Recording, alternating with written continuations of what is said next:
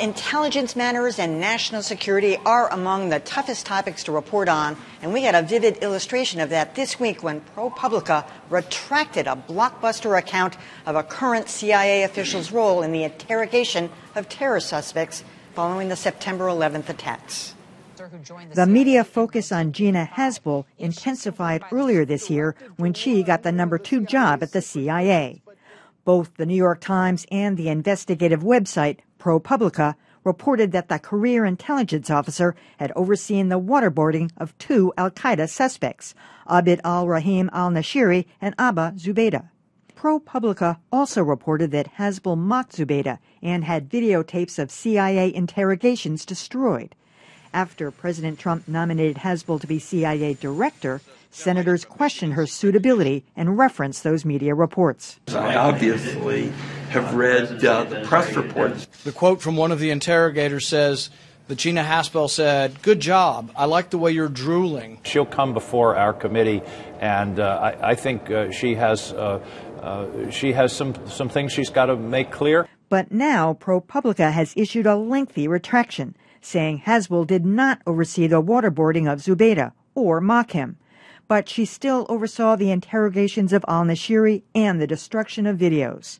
So far, the New York Times stands by its reporting. Well, so one of the interesting angles of this is that national security prevented her from saying, no, wait a minute, that wasn't me. I wasn't the one who oversaw the torture and waterboarding of X, but yeah, I might have been there for Y. But the apology itself, I thought, was sincere and well done. But I know you've got a point to make about that, too, which is that it kind of overshadowed the point that a lot of what was in that report was, in fact, accurate. It was true. That's right. And give ProPublica credit for coming clean the way they did. It was a good, fulsome correction. But I got to tell you, this is going to be used as a reason to confirm Gina Haspel because, what was fake news, none of this was true, when in fact she did oversee the torture of one of these 2 terrorism suspects, and she did participate in or advocate for the destruction of the tapes. So, this is difficult reporting. I don't want to be judgmental about this, but boy, you got to get this stuff right the first time. Mm-hmm. But of course, they were working off of redacted reports, and somebody did identify her as anonymous sources. They were working off redacted reports, and they were trying to connect the dots. There was a book, I think, published by a former CIA official who suggested that she was involved in the Zubaydah interrogation specifically. They tried to get him to confirm. He couldn't because there were lawsuits he was looking at. I think the cue they got, and it's very easy to second guess, and I've never had to report on this stuff, it would be incredibly difficult.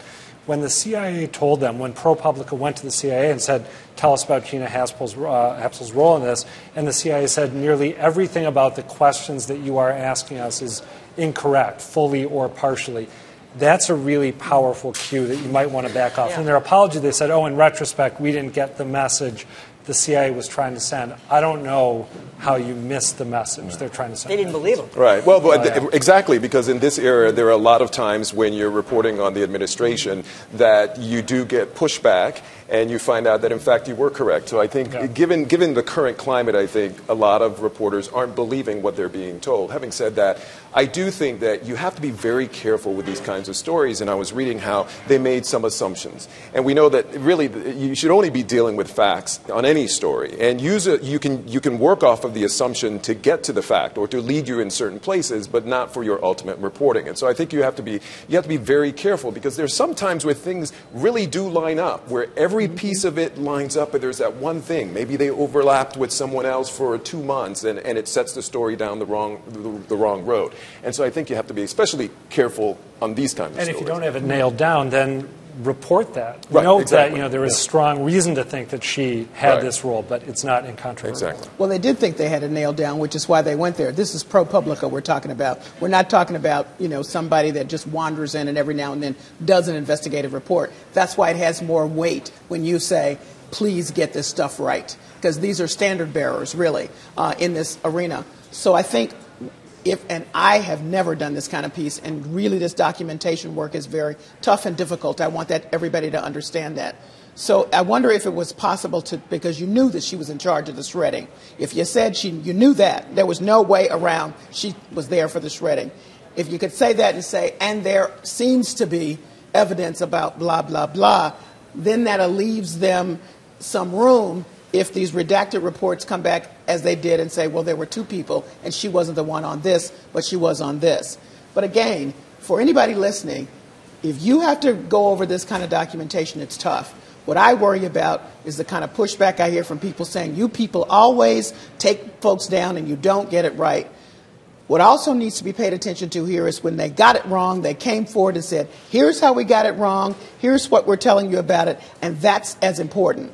And I can't stress that enough because all this fake news stuff going around usually come from people who then have no evidence to the contrary. One of the questions I still have is some of the quotes that they use. Yes. That didn't seem right to me, that she would say things like, oh, you're drooling, I like that, or something. It's like, really? So they didn't really back off on that either. Well, the New York Times didn't, but the ProPublica said, we're putting ourselves forward to say we made some errors. Yeah. So I guess we'll figure out where that lies.